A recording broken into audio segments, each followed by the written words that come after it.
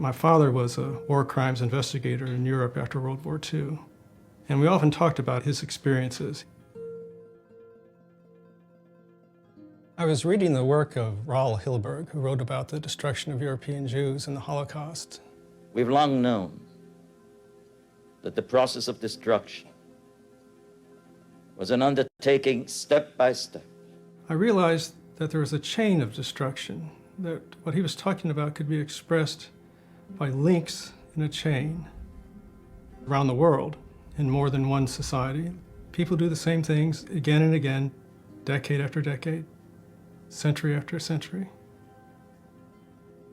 Now, this chain of destruction begins with the phase we can call identification, in which the group of people is identified as a cause for problems in society.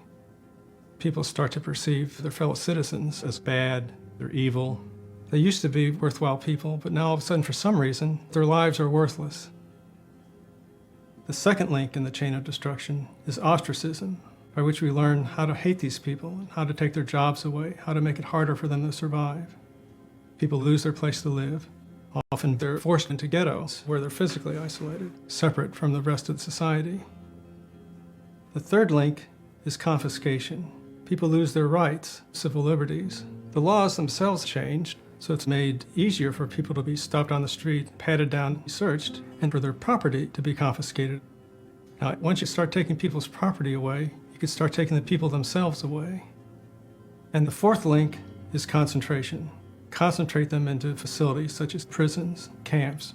People lose their rights. They can't vote anymore, have children anymore. Often their labor is exploited in a very systematic form. And the final link in the chain of destruction is annihilation. Now, this might be indirect by, say, withholding medical care or withholding food, preventing further birth. Or it might be direct, where death is inflicted, where people are deliberately killed. These steps tend to happen of their own momentum, without anybody forcing them to happen. I think a lot of people would be disturbed and outraged by the thought that any part of this process could be going on in America. But it wasn't until I began studying the drug war that I realized that some of these same steps were happening. For instance, identification. All of us agree that the gravest domestic threat facing our nation today is drugs. The way to take a problem and make it a huge problem is first you ask the wrong question, and then you feed us the wrong answer. Who's responsible? Let me tell you straight out.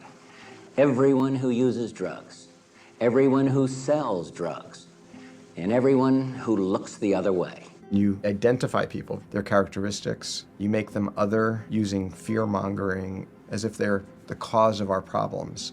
These people are killing our kids. These people are disrupting society. These people are wrecking our society. Secondly, ostracism. Society learns to hate drug users. If you're a casual drug user, you're an accomplice to murder. You apply special laws to them that don't apply to others. Now, all of a sudden, these people who've previously just been identified as drug users become criminals. If you break the law, you no longer have a home in public housing. The ultimate effect is isolation, being cut off from mainstream society. We started out, we identify them, we figure out who they are, then we start making laws to prevent them from being around our children. You push them out of the places where they may be successful, and so where do they go? The area of the least opposition, the modern American ghetto. We managed to isolate the poor economically. You force them out of the place where they could live and work and possibly be successful, and now you make them criminals.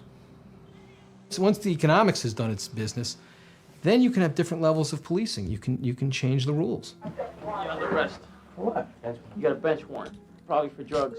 Hey guys, you know the program. Get the hands up, turn around. Confiscation.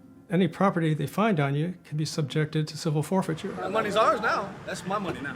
Federal and local police seized these vehicles after their occupants allegedly purchased cocaine and other drugs. If we're seizing their property, it's really a simple next step to start seizing their persons. Holloway was arrested on charges of resisting arrest and wandering with the intent to buy drugs.